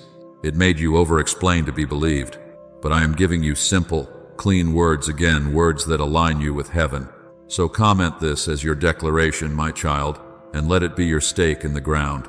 I am about to meet the healed version of me. Or write, God is restoring me inside and out. Do it without flinching. Do it without adding disclaimers. Do it without joking it away, because when you speak what I am speaking, you are not manifesting, you are aligning. You are coming out of agreement with the wound and into agreement with the healer. And as you do, I want you to notice something. The moment you agree, something in you will try to resist. The old voice will whisper, "Don't say that. Don't hope that. Don't claim that. You'll be disappointed. Akko, Akko." But hear me, beloved. That voice is not wisdom. It is fear wearing wisdom's clothing. That is survival, trying to keep control. That is the part of you that learned to expect pain so it wouldn't be surprised again. And I am not condemning that part of you, I am healing it. But I am asking you not to obey it. I am asking you to let me lead you instead. So now, stay with me as we cross over from declaration into prayer. Do not harden, do not numb, do not analyze your way out of this. Just breathe and let your shoulders drop again. Let your jaw unclench again. Let your hands open again. Because the prayer we are about to pray is not performance, it is access. It is you handing me the keys without fear that I will shame you for what I find. I already know what is there, my child, and I am not repelled. I am present.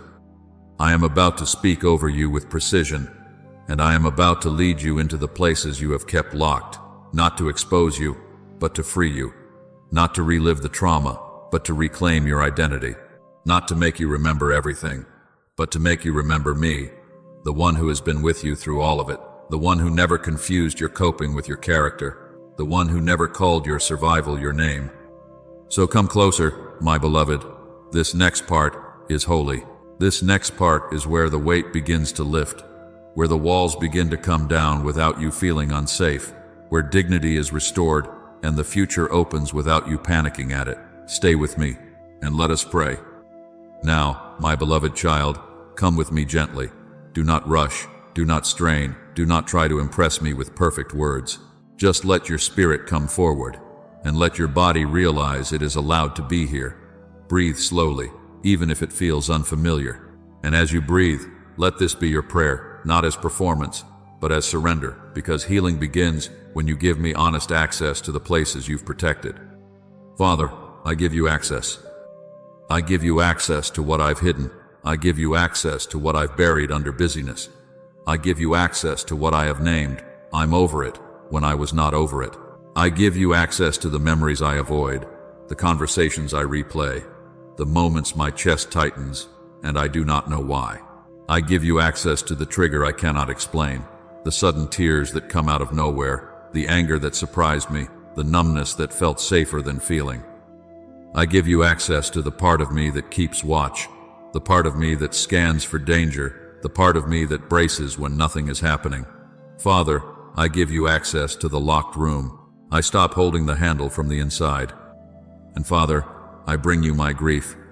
Not the grief I show others, but the grief I swallow, the grief of what I lost, the grief of what I never received, the grief of what I had to become too soon, the grief of the version of me that did not get to be a child, did not get to be safe, did not get to be tender without consequence. I bring you the sorrow I minimized because no one knew what to do with it.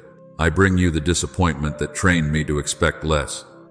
I bring you the ache I called normal because it stayed so long. Father, I am not asking you to merely make me feel better. I am asking you to come near. I am asking you to sit with me in the place I learned to sit alone. And Father, I bring you the places of shame, the parts of my story I don't want touched, the parts I think disqualify me, the parts I keep covered even in prayer because I'm afraid of what it says about me. But you already know, and you are not repelled. You are not surprised. You are not disappointed in the way humans were disappointed. You are the one who sees fully and stays. So I stop running from your eyes. I stop hiding behind jokes. I stop hiding behind strength. I stop hiding behind "I'm fine." Father, I give you access to the words that were spoken over me that I still carry like a sentence, and I ask you to break their power. I give you access to the moments I froze, the moments I failed to speak, the moments I did what I had to do to survive, and I ask you to cleanse me of self-contempt. Wash me, not only from what happened, but from what I concluded about myself because it happened. Now, my child, ask me for courage, because you do not need courage to numb, you need courage to feel. So pray this with me. Father, give me courage to feel without drowning. Give me courage to remember without reliving. Give me courage to look at what happened with you holding my hand, so I am not pulled under by it. Teach my mind the difference between awareness and danger. Teach my body the difference between emotion and emergency. Teach my heart the difference between opening and being unprotected, because I have been afraid that if I open the door, everything will come flooding in and I will not survive it. But you are not asking me to open the door alone. You are standing in the doorway with me. You are the keeper of the room. You are the light that enters without harming. You are the shepherd who does not drive me into the dark. You walk with me through it. So, Father, where panic has lived in my mind, replace it with your presence. Where racing thoughts have ruled, release your peace. Where my chest has tightened, loosen it with your gentleness. Where my breath has been shallow, deepen it with safety. Where my shoulders have been raised for years, teach them to drop. Where my jaw has held back words, teach it to unclench. Where my stomach has carried fear like a stone, dissolve it with calm. Holy Spirit, move through my nervous system like oil, quieting, steadying, restoring order. I receive peace, not as a mood, but as a covering. I receive peace that does not need permission. I receive peace that stands guard at the door of my mind. I receive peace that keeps me present, not braced. And if tears come, Father, let them be healing and not humiliation. If emotion rises, let it be release and not collapse. If I feel weak, let it be surrender and not shame. And now, my child, speak this out with me, because your mouth must come into agreement with heaven. The wound is real, but it will not rule me. The wound was deep, but it will not define me. What happened to me mattered, but it is not my master. I will not build my future around my injury. I will not let trauma be the loudest voice in the room. I will not let fear write my schedule. I will not let old alarms dictate new seasons. Father, I acknowledge what hurt me, but I refuse to crown it. I refuse to live as if pain is God. You are God. You are Lord. You are Father. You are healer, and I belong to you. And Father, I surrender the walls, not with violence, not with force, not with self-attack, but with trust. I lay down the armor I needed back then, because I am not in the same battlefield now. I release the wall of hypervigilance. I release the wall of numbness. I release the wall of people-pleasing. I release the wall of over-explaining. I release the wall of self-protection that became self-imprisonment. And I declare this, because I need to know it as truth. The wall is coming down without collapse. The wall is coming down without me losing myself. The wall is coming down without me being swallowed by memories. The wall is coming down because you are supporting what the wall used to hold. You are holding me. You are keeping me. You are steadying me. And nothing that is truly me will be lost in this surrender, only what was built from fear. So, Father, step into the rooms I avoided. Sit in the corners I kept dark. Touch the places I flinch when I'm touched. Speak into the parts of me that still think love must be earned and safety must be controlled. And as you enter, bring order, bring light, bring gentleness, bring truth. Let your presence be stronger than my panic. Let your voice be louder than my shame. Let your hand be firmer than my fear. I give you access, Father. I give you the key. I give you the permission I have been withholding. I give you the story without editing it to be acceptable. I give you my real self, not my managed self. And now, my beloved, stay close, because when surrender opens the door, I do not stop at entry. I begin restoration. I begin to lift your head. I begin to return your name to you. I begin to restore dignity where the world tried to strip it. So, do not pull back now. We are moving from access into healing, from hidden rooms into holy light, from survival into identity. Come, and let me pray over how Jesus looks at you, because the next thing I restore is not only your peace, but your dignity, and you are about to be reminded of who you are to me. Yes, my beloved, come closer still, because I am not only entering the room you avoided, I am restoring the way you stand inside it. I am restoring your dignity. I am restoring your face. I am restoring your posture. I am restoring the part of you that learned to shrink, to apologize for existing, to measure every word, to check every expression, to keep yourself small so you would be safe. And I'm telling you the truth. You were never created to beg for basic honor. You were never created to bargain for love. You were never created to earn kindness like it is wages. I'm bringing you into a healing where you no longer have to plead to be treated well, because you will finally know who you are to me. So pray with me now, gently, honestly, Jesus. Look at me the way you always have. Not the way people looked at me when they were disappointed. Not the way they looked at me when they misunderstood my pain. Not the way they looked at me when they reduced my story to a rumor, or my emotions to a problem, or my boundaries to an offense. Jesus, look at me the way you always have, when I was messy, when I was trembling, when I was trying, when I was silent, when I was ashamed, when I was exhausted, when I was doing my best with what I had. Look at me with truth that does not crush me. Look at me with love that does not manipulate me. Look at me with mercy that does not embarrass me. Look at me with eyes that restore what the wound tried to steal. And now, my child, I want you to break agreement, because some of you have been in agreement with humiliation for so long that it feels normal. You have been in agreement with rejection for so long that you expect it before you enter the room. You have been in agreement with the lie that says, I am too much, I am not enough, I should have been over this by now, I should not need this, I should not feel this, I should not take up space. But I, the Lord your God, I am canceling that agreement in my presence. So speak it with me, even if your voice shakes. I renounce the agreement with humiliation. I renounce the agreement with rejection. I renounce the agreement with being treated as disposable. I renounce the agreement with being tolerated but not cherished. I renounce the agreement with shrinking to be loved. I renounce the agreement with performing to be chosen.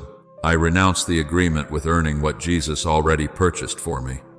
Jesus, I bring you the moments I was laughed at for being tender. I bring you the moments I was punished for having needs. I bring you the moments I was ignored until I became useful. I bring you the moments I was made to feel dramatic when I was simply honest. I bring you the moments I was called too sensitive when I was simply wounded. I bring you the moments I over-explained because I was afraid my no would not be respected.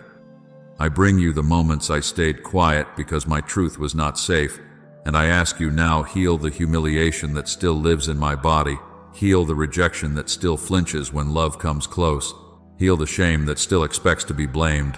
Jesus, touch the places in me that brace for ridicule, and replace that brace with belonging. And hear me, beloved, I am not restoring your dignity by giving you arrogance. I am restoring your dignity by giving you clarity, by giving you holy certainty, by giving you the settled knowing that you are loved without performance, chosen without earning, held without shame. So pray this: Jesus, teach my heart to receive your gaze. Teach my mind to stop arguing with your love. Teach my spirit to stop auditioning for what you already decided. I do not have to be perfect to be kept. I do not have to be impressive to be covered. I do not have to be small to be safe with you. Let your eyes be the mirror that corrects my reflection. Let your voice be the sentence that overrules every cruel word. Let your nearness rewrite what trauma tried to name me. And now, my child, I am restoring your voice. Because dignity and voice travel together. When dignity is wounded, the throat tightens. When dignity is stripped, the tongue learns silence. When dignity is bruised, you start negotiating your truth. But I am healing that in you. So pray, Jesus, restore my voice, not to fight for attention, but to speak with peace. Restore my voice to say what I need without shame. Restore my voice to tell the truth without fear. Restore my voice to set boundaries without apology. Restore my voice to say no without panic. Restore my voice to say yes without people-pleasing. Restore my voice to ask for help without calling myself a burden. Restore my voice to name what is wrong without shrinking, and to name what is right without waiting for permission. Put steadiness in my words. Put cleanliness in my words. Put courage in my words. Let my voice come back to me like a returning song. Because, my beloved, I am not rebuilding you into someone who can endure disrespect with a smile. I am rebuilding you into someone who recognizes your worth and walks accordingly. There are conversations you will not beg through anymore. There are tables you will not chase anymore. There are doors you will not keep knocking on until your knuckles bleed.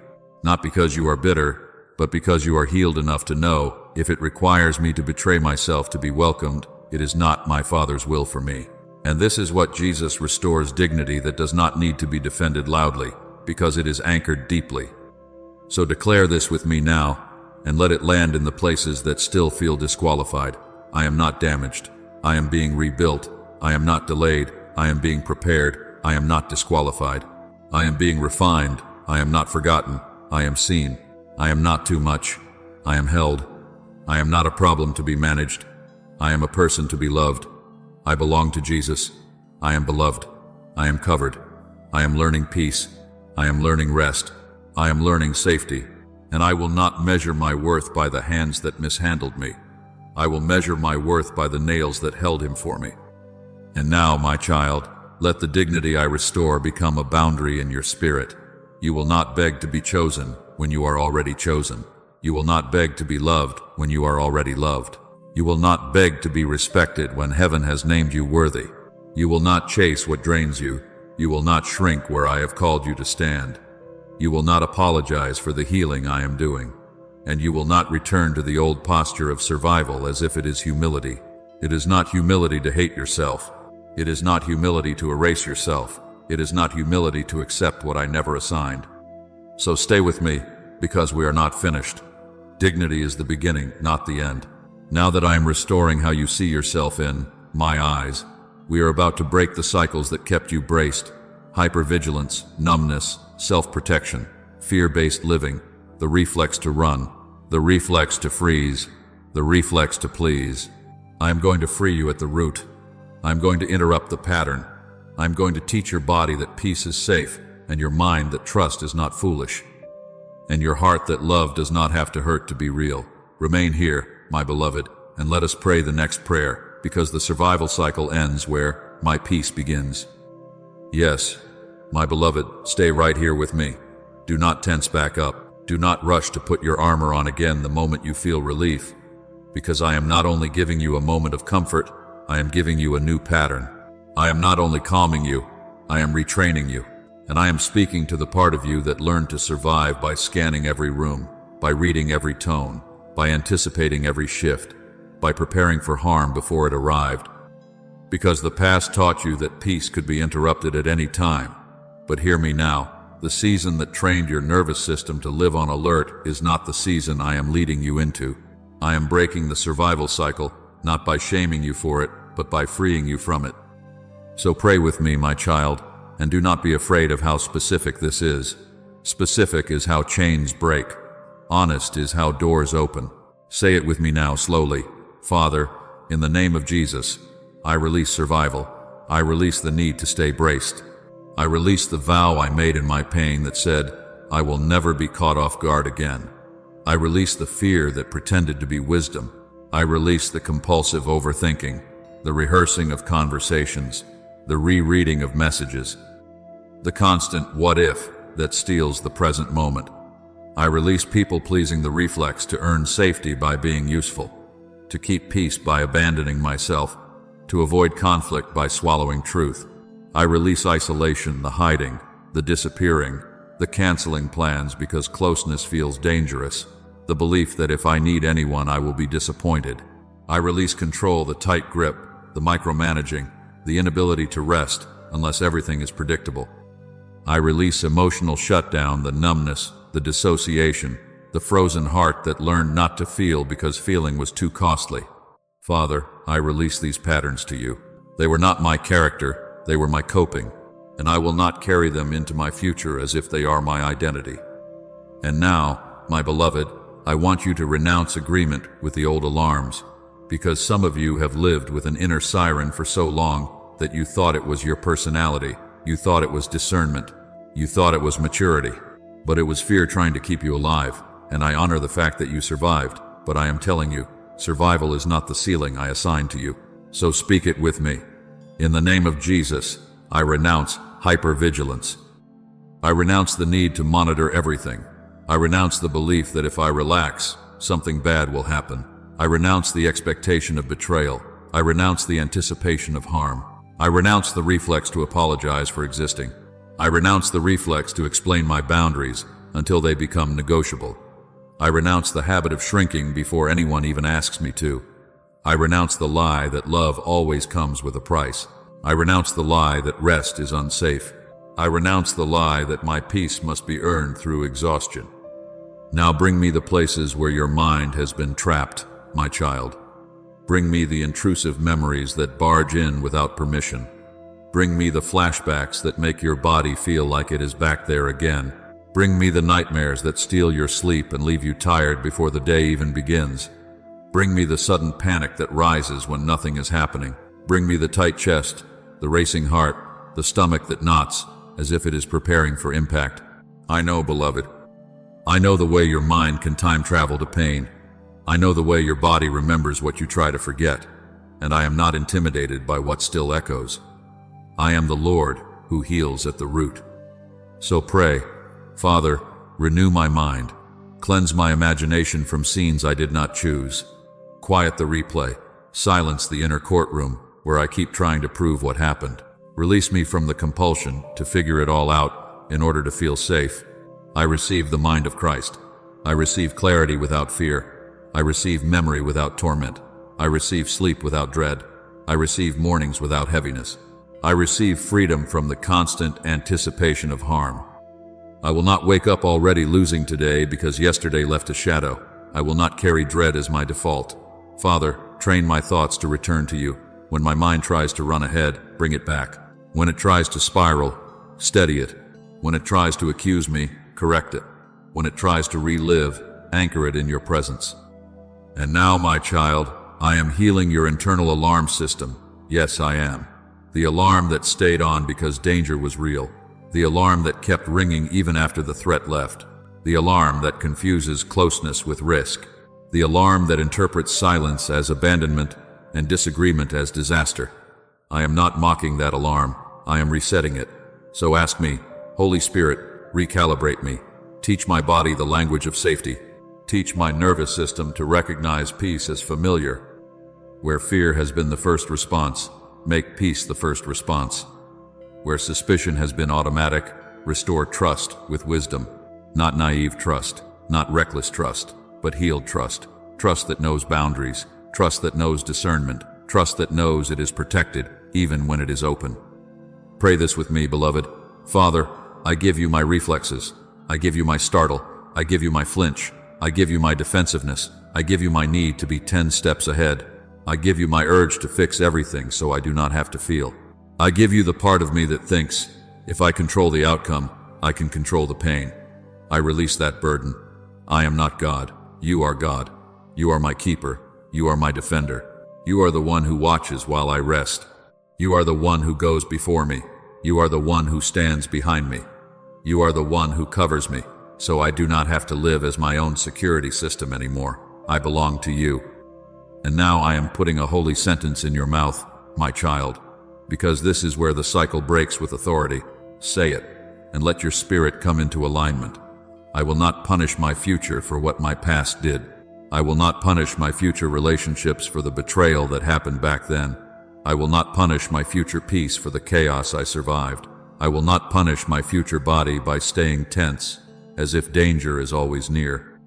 I will not punish my future calling by hiding as if I am still trapped. I will not punish my future joy by expecting it to be stolen. I will not punish my future self by living like the wound is still in control. The past happened, but it will not be my prison. The pain was real, but it will not be my ruler. In the name of Jesus, I am allowed to heal. So, Father, break the cycle at the root. Where I run, teach me to stay. Where I freeze, teach me to breathe. Where I fight, teach me to respond with peace. Where I fawn, teach me to stand with clean boundaries. Where I numb, teach me to feel without fear. Where I isolate, draw me into safe connection. Where I control, teach me surrender. Where I overthink, teach me trust. Replace my survival habits with holy wisdom. Replace my anxiety with discernment. Replace my dread with expectancy. Replace my strain with rest. Replace my self-protection with your protection. Let my yes be free again. Let my no be steady again. Let my heart be soft without being unsafe. And hear me now, my beloved, because I am sealing this prayer with a promise. What you have called just how I am is about to be revealed as just how you survived. And survival is not your final form. I am bringing you into peace that does not need permission. I am bringing you into rest that does not feel like danger. I am bringing you into a steadiness that is not forced. And you are going to recognize yourself again, not as the version of you that learned to brace, but as the version of you I held in my heart before the trauma ever touched your reflection. So stay with me, do not move. Because now that the cycle is breaking, I am going to speak declarations over you, prophetic words that will introduce you to the healed version of you stepping forward. You are not about to meet a stranger. You are about to meet you, restored, and it will feel like coming home. Now, my beloved, do not let your mind wander, and do not let old doubt speak louder than my voice in this moment, because I am not simply comforting you, I am activating you. I am placing a holy sentence in your mouth and a holy certainty in your spirit, so you will stop interpreting your healing as fragile, and you will begin to recognize it as appointed. Listen closely, because these are not empty words. These are declarations that align you with what I have already begun and what I am about to bring to completion. Declare this with me. The era of shrinking is over. The era of apologizing for your existence is over. The era of making yourself smaller so other people can feel bigger is over. The era of surviving every day like you must earn safety is over. I am bringing you into wholeness, and wholeness will not ask permission to take up space. Wholeness will not negotiate with fear. Wholeness will not bow to old alarms. Wholeness will not keep calling itself broken just to feel familiar. In the name of Jesus, I declare that you are stepping out of survival and into identity. You are stepping out of bracing and into breathing. You are stepping out of guarded performance and into honest peace. And declare this: you will recognize yourself again, not the you that trauma trained, not the you that learned to flinch, not the you that learned to disappear. You will recognize the you I formed before the wound tried to rename you. You will recognize the sound of your own laugh without checking if it is too loud. You will recognize your own softness without calling it weakness. You will recognize your own confidence without calling it pride. You will recognize your own tears without calling them failure. You will recognize yourself again, and it will not feel like becoming someone else. It will feel like coming home. I declare over your mind, calm is returning. The constant inner commentary is quieting. The endless rehearsing is losing its grip. The spiral is breaking. The fog is lifting. Clarity is coming without panic. Discernment is rising without suspicion. You will not have to overthink every room you enter, because I am teaching your spirit how to stand steady. I declare that intrusive thoughts will not dominate your days. I declare that your mind will learn to rest in me. And when your thoughts try to run ahead, my peace will bring them back like a shepherd gathers a wandering lamb. I am not giving you a temporary relief. I am establishing a new rhythm. I declare over your body, you will sleep. Yes, you will. Not the kind of sleep where you collapse from exhaustion, but the kind of sleep where your nervous system finally believes it is safe to let go. I declare steady nights and gentler mornings. I declare that you will not wake up with dread sitting on your chest like a weight. I declare that your shoulders will drop without you forcing them. I declare that your breath will deepen without you fighting for it. I declare that your body will stop treating every quiet moment like an ambush. I am restoring your sense of safety from the inside out, and I am patient with the process, but I am firm about the outcome. Declare this with me. My boundaries will be clean. My no will be steady. My yes will be free. I will not over-explain to be respected. I will not betray myself to keep peace. I will not confuse access with entitlement. I will not call guilt love, and I will not call pressure purpose. I will not reopen doors I closed with wisdom just because someone knocks with familiarity. I will not chase what drains me. I will not return to tables where my dignity is the price of belonging. I declare that you will be able to love without losing yourself, and you will be able to be kind without being controlled. This is not hardness. This is healing. This is wholeness, learning how to protect what I restored. And hear me clearly, my beloved.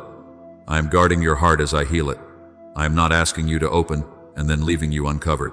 I am not pulling down walls to expose you. I am pulling down walls to free you while my hand stays on the door. I declare divine protection over your mind, over your emotions, over your decisions, over your relationships, over your future. Discernment is increasing in you. You will notice what you used to overlook. You will sense what you used to dismiss. You will not call red flags potential anymore. You will not romanticize what drains you anymore. You will not ignore your own needs and call it sacrifice anymore. I am sharpening your discernment. and I am softening your heart at the same time, so you can be tender without being unsafe.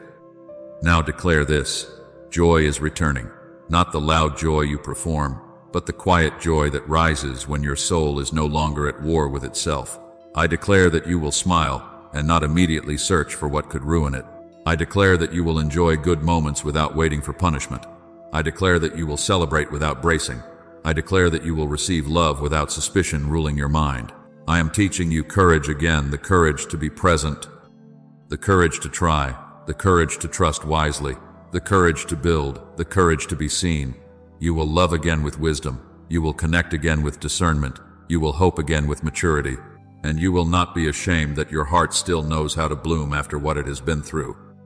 And now, my child, I declare divine timing over you. Doors that did not respond before will respond now, not because I changed my mind, but because you are ready to walk through them whole. Some opportunities could not meet you in your survival season, because you would have tried to carry them with a wounded identity, and it would have crushed you. But I am restoring your foundation. I am restoring your dignity. I am restoring your discernment. I am restoring your peace. And because you are being strengthened from the inside, you will not step into the next season and call it too much. You will step into it and recognize, this fits the healed version of me. This aligns with the person I am becoming. This is not a trap, it is a doorway. So declare it: I will not sabotage my healing. I will not rush what needs to mature. I will not confuse familiarity with assignment. I will not mistake delay for denial. I will not abandon myself again. I will not live as if the wound gets the final word. I am not going back. I am moving forward. I am becoming whole. I am becoming steady. I am becoming wise. I am becoming soft and strong at the same time.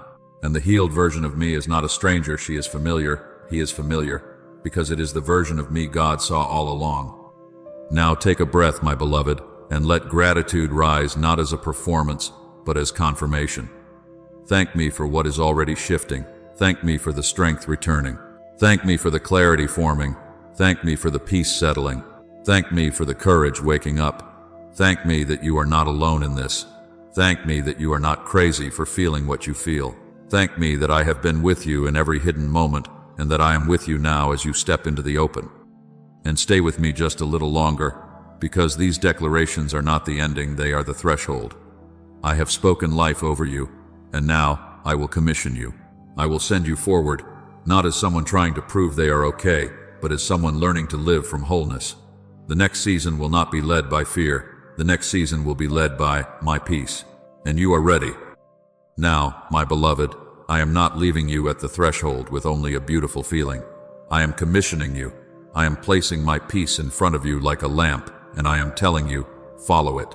You have lived too long with fear as your guide, fear deciding who you trust, fear deciding what you say, fear deciding what you tolerate, fear deciding how small you must become to feel safe. But this is a new season, and in this season, peace will lead, and fear will no longer decide. Not because you will never feel the old sensations again, but because you will not obey them like they are Lord. I, the Lord your God, am teaching you the difference between a warning and a wound, between discernment and dread, between wisdom and panic, and I am giving you permission to walk forward without bracing for punishment. Look at what has happened between us in this time, my child. You came to me in survival, and I met you in surrender. You came to me behind walls, and I did not condemn you for building them. I honored the season they carried you through, and then I began to turn your walls into wisdom. You came to me with a distorted reflection, seeing yourself through what happened to you, through what was said to you, through what was taken from you, through what you had to become just to make it through. And I am restoring your reflection. I am restoring your identity beyond trauma. I am restoring the you that still knows how to be tender without being trapped, strong without being hard, discerning without being suspicious, open without being unsafe. And yes, you are about to meet the healed version of you, and it will not feel like meeting a stranger. It will feel like meeting someone you remember, someone familiar, whole, and protected, because it is the person I saw when the pain tried to rename you. So now I call you forward, not with pressure, but with holy clarity. Take one gentle step today, not 10 steps, not a sprint. One step that agrees with your healing. Maybe that step is rest, real rest. Not scrolling rest, not collapsing rest, but the kind of rest where you put your hand on your chest and breathe, and you tell your body, you are safe with God right now. Maybe that step is honesty, speaking what you have been swallowing, writing what you have been carrying, telling me the truth without editing it for fear of being too much. Maybe that step is a boundary, one clean no, one closed door that will not reopen, one decision to stop explaining yourself to people who benefit from your confusion. Maybe that step is prayer, 5 quiet minutes, where you stop performing strength and you simply let me hold you. Maybe that step is asking for help, the thing you have avoided because you learned to survive alone, the call, the message, the appointment, the counsel, the reaching out to someone safe, because I did not create you to carry your healing in isolation. Do not despise the small step. The smallest step taken in faith can break the oldest pattern. And hear me, my beloved, because I know how your mind works when you begin to heal. You think you must do it perfectly, or it does not count. You think if you have a hard day, it means you are back at the beginning. You think if you feel triggered, you have failed. But I am telling you the truth. Healing with me is not a test you pass alone. It is a journey you walk with me, day by day, breath by breath, choice by choice. Setbacks do not erase progress. Tears do not cancel deliverance. Needing time does not mean you are behind. It means you are human, and you are learning safety after chaos. When you stumble, I do not step away, I step closer. When you feel the old fear rise, I do not accuse you, I steady you. When you need to pause, I do not shame you, I cover you. I am not measuring your healing by how quickly you stop feeling. I am measuring it by how deeply you return to me when you do. So walk into this new season soft, my child. Soft does not mean unprotected. Soft means you no longer have to be made of stone to be safe. Soft means you can feel without drowning. Soft means you can receive without suspicion ruling you. Soft means you can be loved without auditioning. And walk into this new season strong. Strong does not mean tense.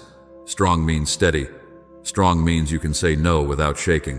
Strong means you can wait without spiraling. Strong means you can be alone without abandoning yourself. Strong means you can be in a room and remain yourself, and walk into this new season unafraid to receive. Because some of you have been a giver for so long that receiving feels like danger, like debt, like vulnerability you cannot control. But I am healing that lie. You are not a burden. You are not a problem. You are not too much. You are mine.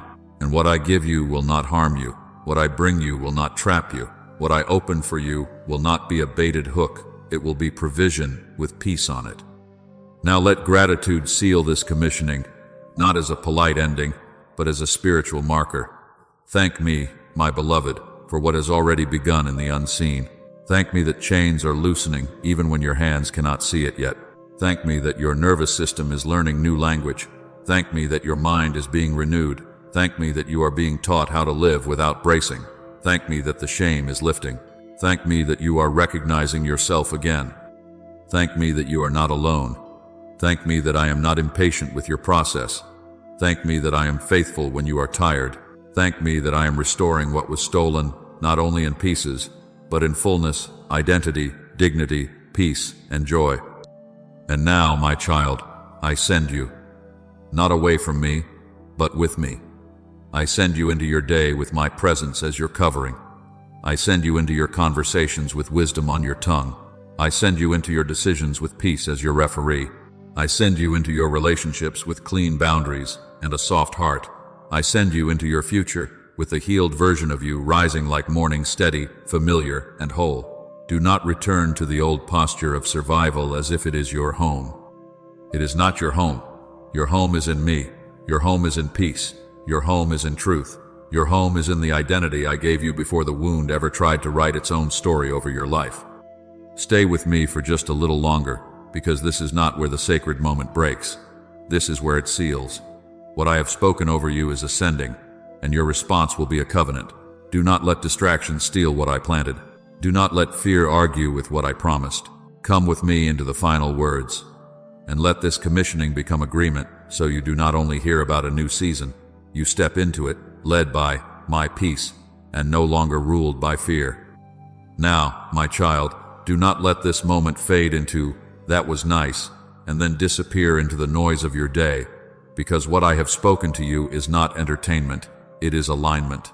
This is not a passing comfort, it is a turning point. And I am asking you for a covenant response, not because I need your activity, but because your spirit needs your agreement. When you respond to what I have said, you are not feeding an algorithm, you are sealing a word. You are putting weight on truth. You are drawing a line between the old season and the new. You are telling the enemy, you will not steal this from me in the next 5 minutes. So listen closely, my beloved, because I am going to make this practical. If you know someone, one person who is exhausted from surviving, someone who has been strong for everyone else, someone whose smile is holding back 1,000 unspoken things, someone who is trying to heal in silence and feels ashamed that they still feel it, send this to them. Share it like a lifeline, not as a sermon to correct them, but as water to someone who is thirsty.